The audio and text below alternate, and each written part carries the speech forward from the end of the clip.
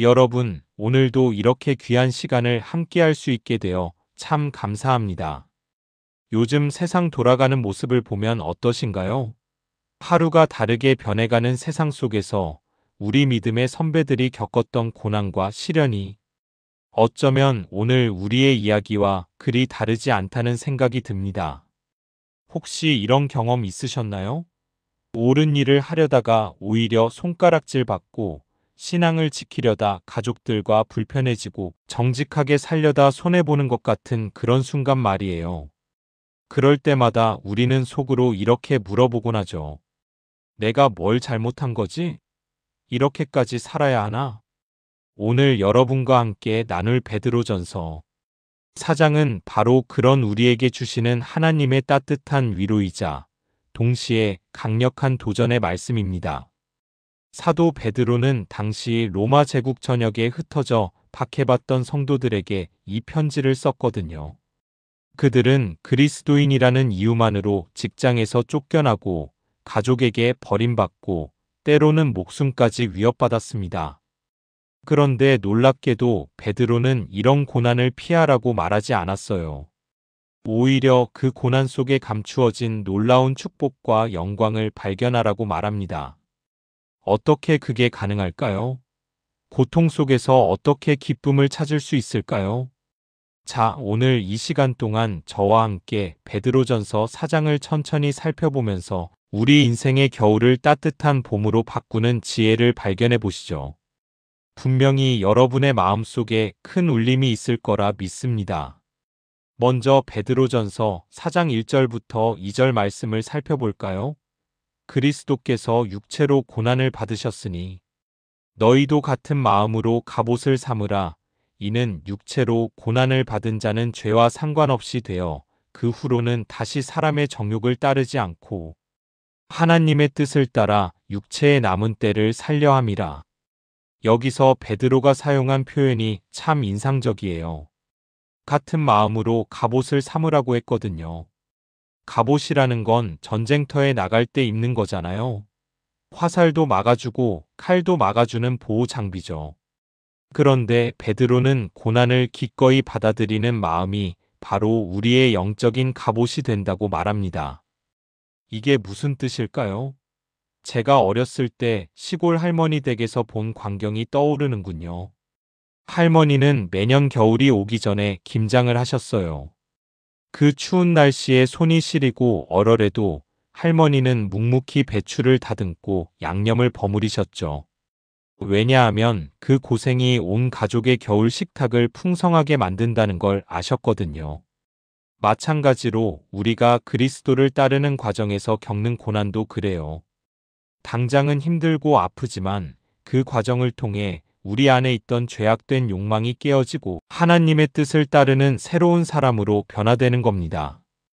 육체의 고통이 영혼의 정화제가 되는 거죠. 3절에서 4절 말씀을 보면 이렇게 기록되어 있습니다.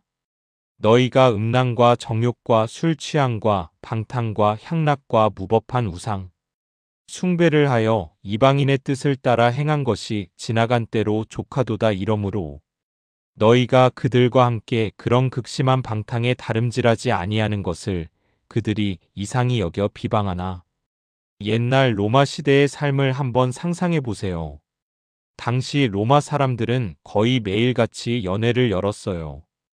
포도주가 강물처럼 흐르고 온갖 진귀한 음식이 넘쳐났죠. 밤새도록 춤추고 노래하며 방탕한 생활을 즐겼습니다. 그게 그 시대의 문화였거든요. 그런데 어느 날 갑자기 이웃 사람이 그런 파티에 안 나오기 시작하는 거예요. 술도 안 마시고 방탕한 놀이에도 참여하지 않고 대신 예수님 이야기만 하는 거죠. 다른 사람들 눈에는 얼마나 이상해 보였겠어요. 저 사람 왜 저래? 인생 재미도 모르나? 하며 수군거렸을 겁니다.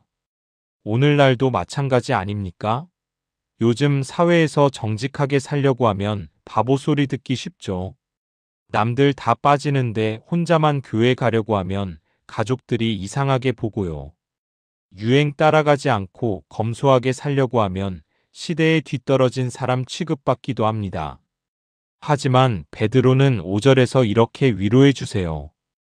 그들이 산자와 죽은 자를 심판하기를 준비하신 이에게 어카운트를 드리리라. 결국 모든 사람은 하나님 앞에 서서 자기 삶에 대해 보고해야 한다는 거예요. 지금 우리를 비웃는 사람들도, 우리를 이상하게 보는 사람들도 언젠가는 하나님 앞에 무릎 꿇을 날이 온다는 말이죠. 6절 말씀이 참 깊은 의미를 담고 있어요. 이를 위하여 죽은 자들에게도 복음이 전파되었으니 이는 육체로는 사람처럼 심판을 받으나 영으로는 하나님처럼 살게 하려 함이라. 이미 세상을 떠난 사람들에게도 복음이 전파되었다는 이 말씀 참 신비롭지 않나요? 하나님의 구원 계획이 얼마나 광대하고 자비로운지를 보여주는 대목입니다.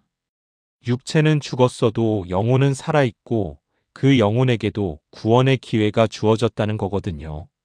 자, 이제 7절부터는 말씀의 분위기가 조금 바뀝니다. 만물의 마지막이 가까이 왔으니 그러므로 너희는 정신을 차리고 근신하여 기도하라. 베드로는 갑자기 시간의 긴박함을 이야기해요. 만물의 마지막이 가까이 왔다고 말이죠.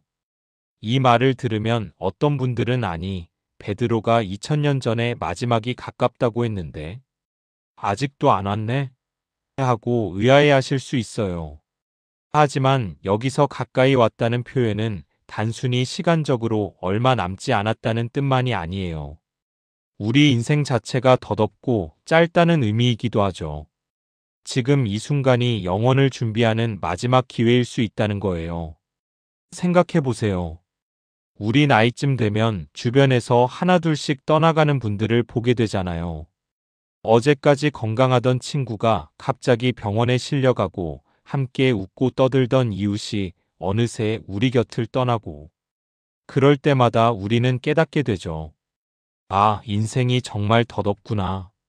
내일이 보장된 게 아니구나 하고 말이에요. 그래서 베드로는 정신을 차리고 근신하여 기도하라고 강조합니다.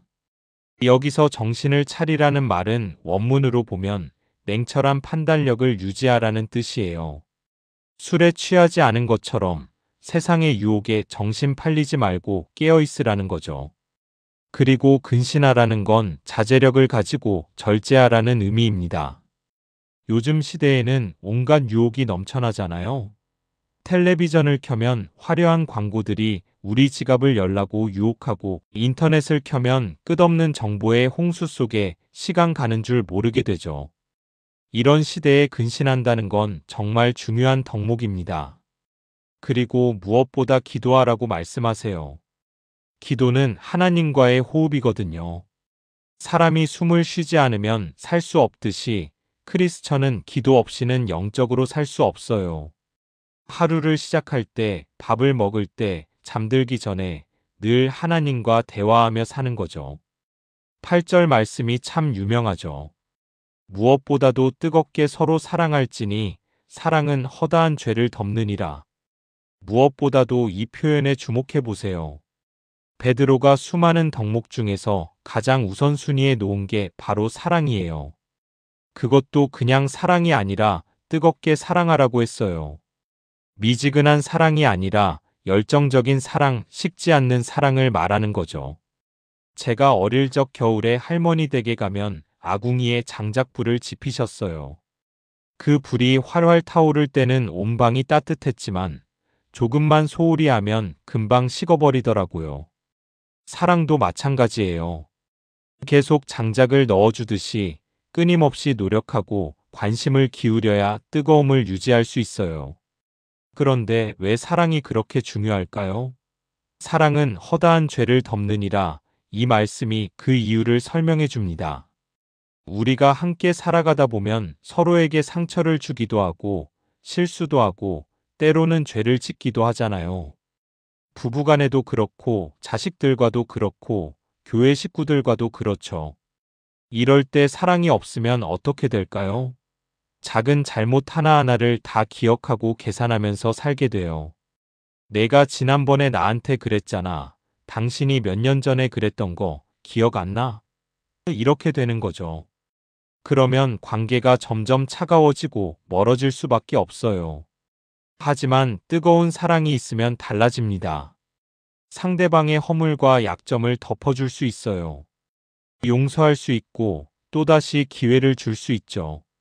이게 바로 하나님이 우리에게 베푸시는 사랑 아니겠어요?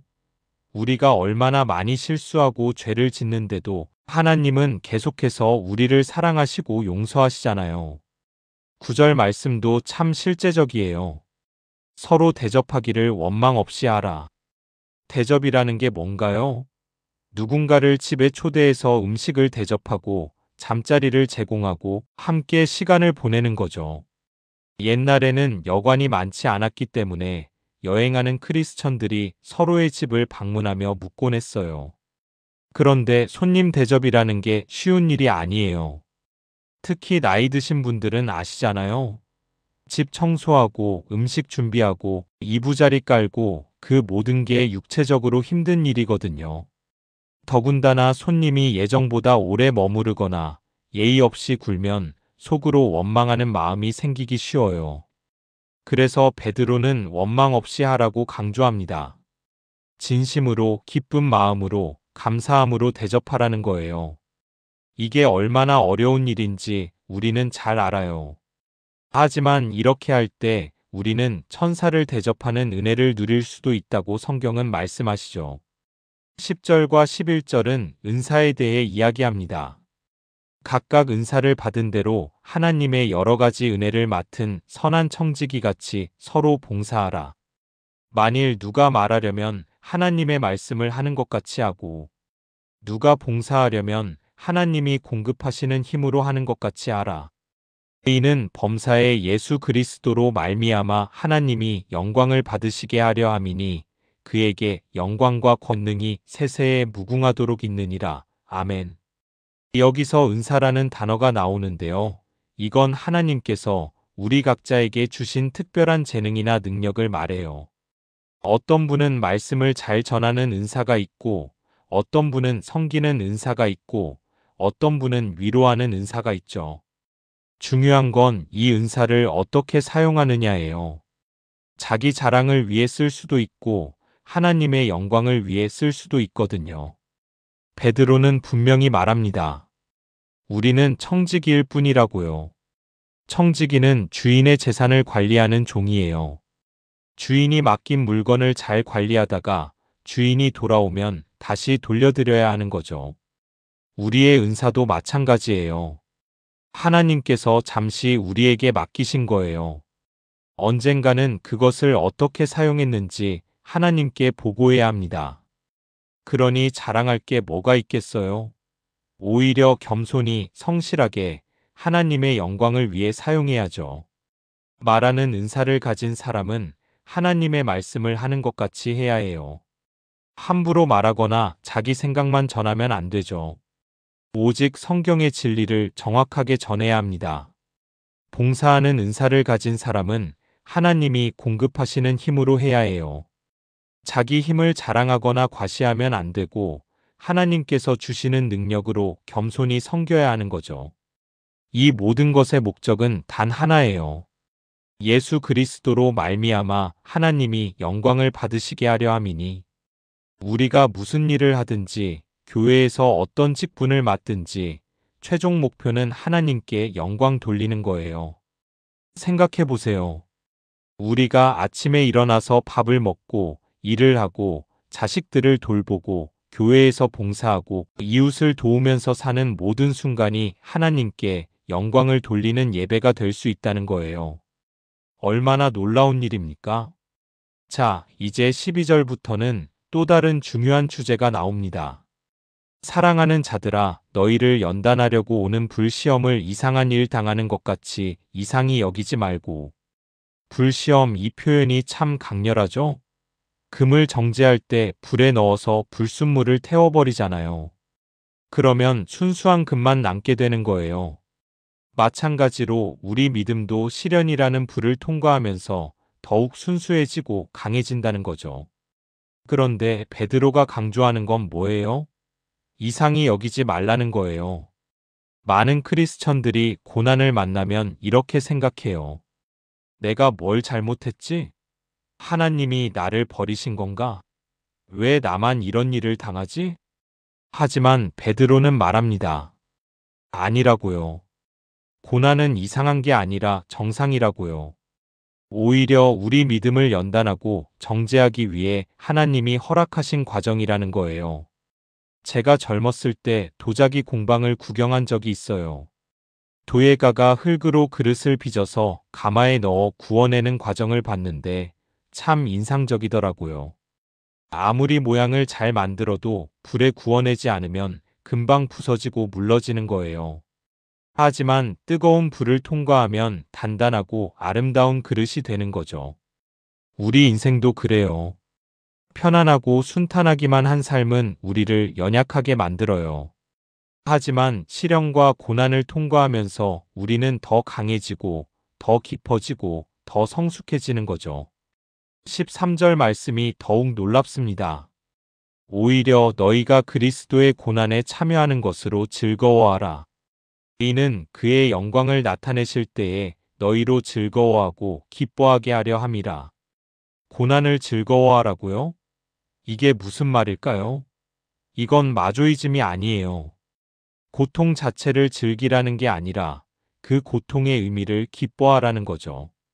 우리가 그리스도를 믿는다는 이유로 고난받을 때 그건 단순한 불운이 아니에요. 그건 예수님께서 이 땅에서 받으셨던 그 고난에 우리도 동참하고 있다는 증거예요. 예수님은 의로우신 분이셨지만 십자가에 못 박히셨잖아요. 우리도 의롭게 살려다 보면 십자가를 지게 될 수 있어요.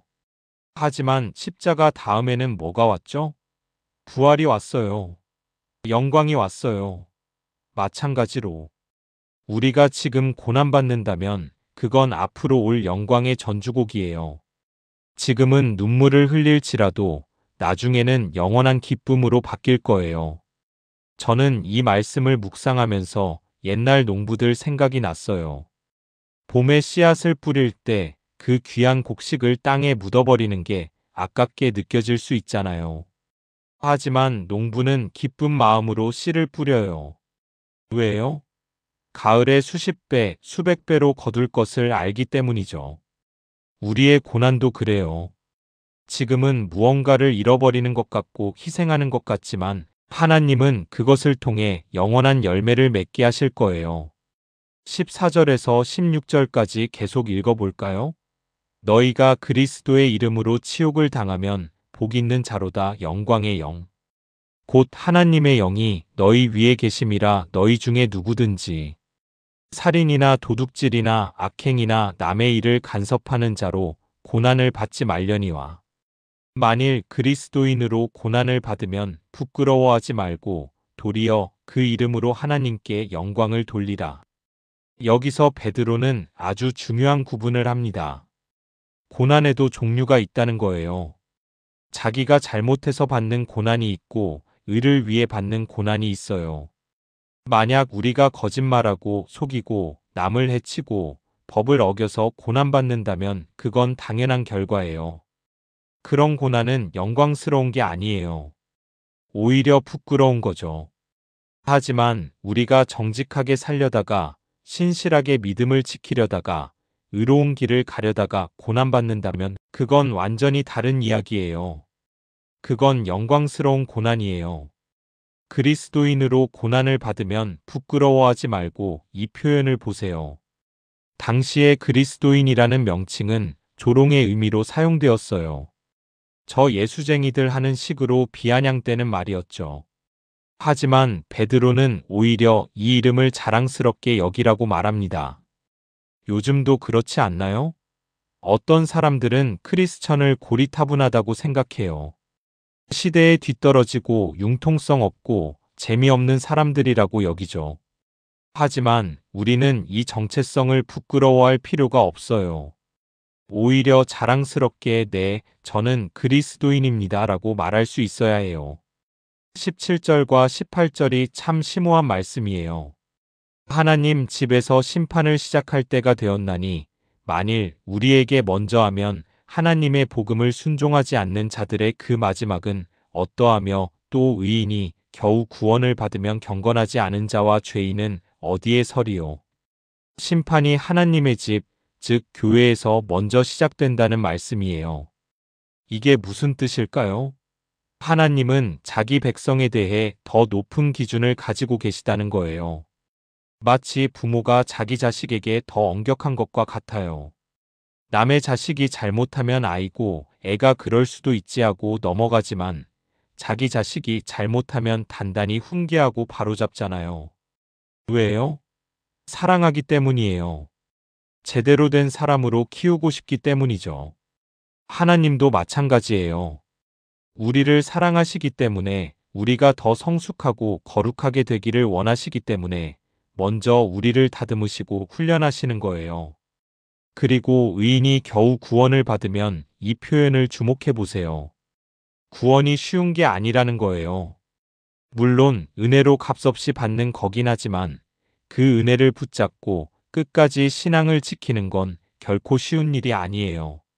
세상에 유혹도 많고 시련도 많고 때로는 믿음이 흔들릴 때도 있어요. 그래서 겨우 구원받는다는 표현을 쓴 거죠. 이건 우리를 겸손하게 만드는 말씀이에요. 난 괜찮아, 난 이미 구원받았으니까 아무렇게나 살아도 돼 이렇게 안일하게 생각하면 안 되는 거예요. 마지막 19절 말씀으로 4장을 마무리합니다.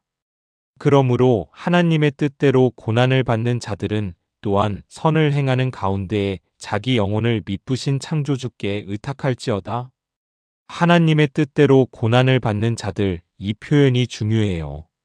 모든 고난이 다 하나님의 뜻은 아니에요. 우리가 어리석게 행동해서 자초한 고난도 있고, 사탄의 공격으로 인한 고난도 있고, 세상의 악함 때문에 받는 고난도 있어요. 하지만 우리가 의를 행하다가 진리를 지키다가 이웃을 사랑하다가 받는 고난이라면 그건 하나님의 뜻 안에 있는 고난이에요. 하나님이 허락하신, 아니, 어쩌면 하나님이 주신 고난일 수 있어요. 그렇다면 우리는 어떻게 해야 할까요? 선을 행하는 가운데에 계속해서 선을 행하라는 거예요. 고난받는다고 선행을 멈추면 안 돼요. 사람들이 알아주지 않는다고, 오해받는다고, 손해본다고 선한 일을 그만두면 안 되는 거죠. 그리고 자기 영혼을 미쁘신 창조주께 의탁할지어다. 이 마지막 권면이 얼마나 아름다운지 몰라요. 의탁한다는 건 완전히 맡긴다는 뜻이에요. 은행에 돈을 맡기듯이, 수리점에 고장난 물건을 맡기듯이 우리 영혼을 하나님께 완전히 맡기는 거예요. 그런데 여기서 하나님을 미쁘신 창조주라고 부릅니다. 미쁘다는 건 믿을 만하다는 뜻이에요. 하나님은 우리를 창조하셨고, 우리를 사랑하시고, 우리의 미래를 아시는 분이에요. 그분께 우리를 맡기는 게 가장 안전하고 지혜로운 선택이죠. 생각해 보세요. 우리가 걱정하고 근심한다고 해서 상황이 나아지나요? 밤새 뒤척인다고 문제가 해결되나요? 오히려 우리만 지치고 병들 뿐이에요.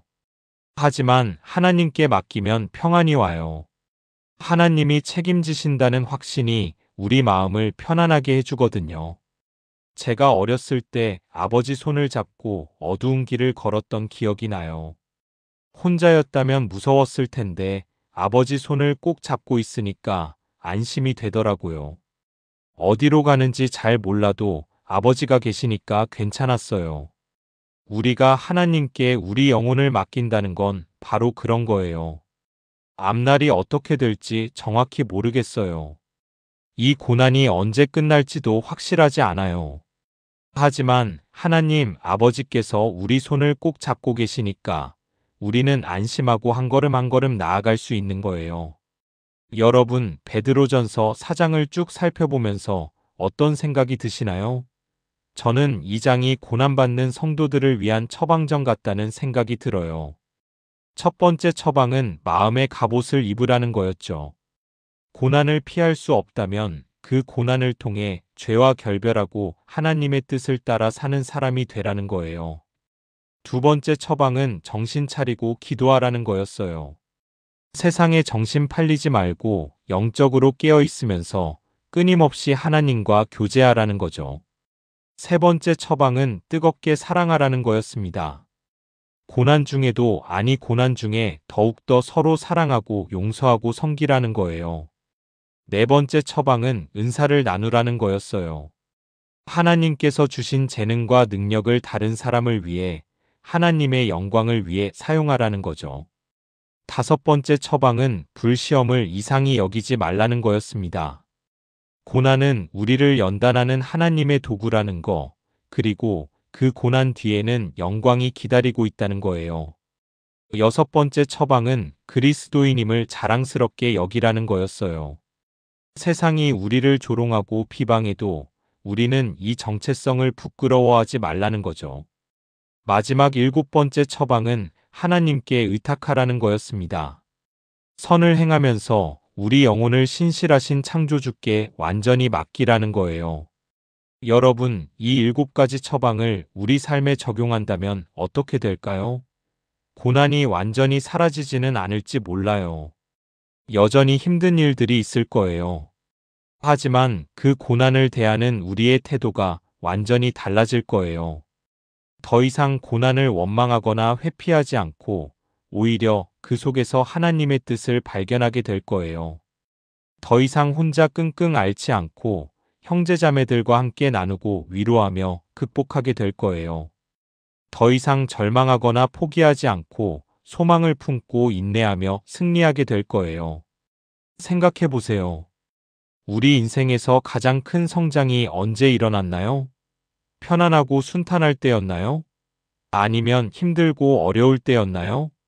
대부분 우리는 시련을 통해 배우고 고난을 통해 성숙해지고 아픔을 통해 깊어졌어요. 제가 아는 한 권사님이 계세요. 젊었을 때 남편이 사업에 실패해서 빚더미에 앉았대요. 집도 잃고 가진 거 다 팔고 정말 막막한 시간이었다고 해요. 그때 권사님은 거의 매일 새벽에 교회 나와서 기도하셨대요. 눈물로 기도하고 하나님께 매달리고 성경 말씀 붙들고 버텼다고 해요. 그렇게 10년을 견디니까 조금씩 빚을 갚아나가기 시작했고 결국은 완전히 회복되었어요. 지금은 오히려 그때보다 더 안정된 삶을 살고 계시죠. 그런데 권사님이 하시는 말씀이 인상적이었어요. 그때 그 고난이 없었으면 나는 하나님을 이렇게 깊이 만나지 못했을 거예요. 그때 그 눈물이 없었으면 지금 이 감사를 몰랐을 거예요. 여러분, 우리도 마찬가지 아닐까요? 지금 우리가 겪고 있는 고난, 지금 우리를 힘들게 하는 그 상황이 훗날 돌아보면 가장 큰 축복이 될 수 있어요. 그 과정을 통해 우리는 더 강해지고, 더 지혜로워지고, 더 거룩해질 거예요. 베드로전서 4장은 우리에게 이렇게 외치는 것 같아요. 포기하지 마세요. 낙심하지 마세요. 여러분은 혼자가 아니에요. 하나님이 함께 하시고 성령님이 위로하시고 예수님이 앞서가셨어요. 그러니 힘내세요. 조금만 더 견디세요. 곧 영광스러운 날이 올 거예요. 우리가 이 땅에서 받는 모든 고난은 일시적이에요. 하지만 우리가 받을 영광은 영원해요. 지금 흘리는 눈물은 잠깐이지만 하늘에서 받을 위로는 끝이 없어요. 이 땅에서 지는 십자가는 무거워도 천국에서 받을 면류관은 영광스러워요. 그러니 오늘도 선한 싸움을 싸웁시다. 오늘도 믿음을 지킵시다. 오늘도 사랑으로 섬깁시다. 오늘도 하나님께 영광 돌립시다. 그리고 그 모든 과정에서 우리 영혼을 신실하신 창조주께 의탁합시다. 여러분, 고난 중에도 기쁨이 있습니다. 시련 속에도 평안이 있습니다. 아픔 가운데도 소망이 있습니다. 왜냐하면 우리에게는 살아계신 하나님이 계시기 때문입니다. 그분은 어제도 오늘도 영원토록 동일하신 분이시고 우리를 결코 버리지 않으시는 분이십니다. 베드로전서 4장의 말씀이 여러분의 마음속 깊이 새겨지기를 바랍니다.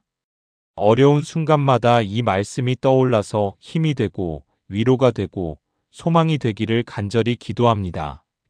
사랑하는 여러분, 오늘 이 귀한 말씀을 함께 나눌 수 있어서 참 감사했습니다. 베드로전서 4장을 통해 우리는 고난의 의미를 새롭게 발견했어요. 고난은 우리를 무너뜨리는 게 아니라 오히려 우리를 세우고 강하게 만드는 하나님의 도구라는 걸 배웠습니다. 그리스도의 고난에 동참한다는 것, 그것이 얼마나 영광스러운 특권인지 깨달았어요. 우리가 지금 흘리는 눈물 한 방울, 지금 참고 견디는 아픔 하나하나가 결코 헛되지 않다는 것도 알게 되었죠. 가장 중요한 건 우리가 혼자가 아니라는 거예요. 하나님께서 우리와 함께 하시고 영광의 영이 우리 위에 계시며 언젠가는 이 모든 고난이 영광으로 바뀔 것이라는 확신을 갖게 되었습니다. 여러분, 오늘 이 말씀이 여러분의 삶에 실제적인 위로와 힘이 되었기를 바랍니다. 혹시 지금 어려운 시간을 보내고 계신다면 이 말씀을 기억하세요.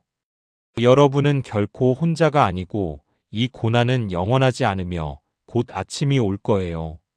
그리고 이 귀한 말씀을 여러분만 간직하지 마시고 주변의 어려운 사람들과도 나눠주세요. 구독 버튼을 눌러서 이런 은혜로운 말씀을 계속 받아보시고 좋아요를 눌러서 더 많은 분들이 이 말씀을 들을 수 있도록 도와주세요. 그리고 댓글로 여러분의 간증과 은혜 받은 부분을 나눠주시면 그것이 또 다른 분들에게 큰 위로가 될 거예요. 알림 설정도 꼭 해두시면 새로운 말씀이 올라올 때마다 가장 먼저 받아보실 수 있습니다. 함께 말씀으로 힘을 얻고 서로 격려하며 이 어려운 세상을 이겨나가는 우리가 되었으면 좋겠습니다. 하나님의 크신 은혜와 평강이 여러분과 여러분의 가정 위에 늘 함께 하시기를 축복합니다. 다음 시간에 또 만나요. 건강하시고 평안하세요.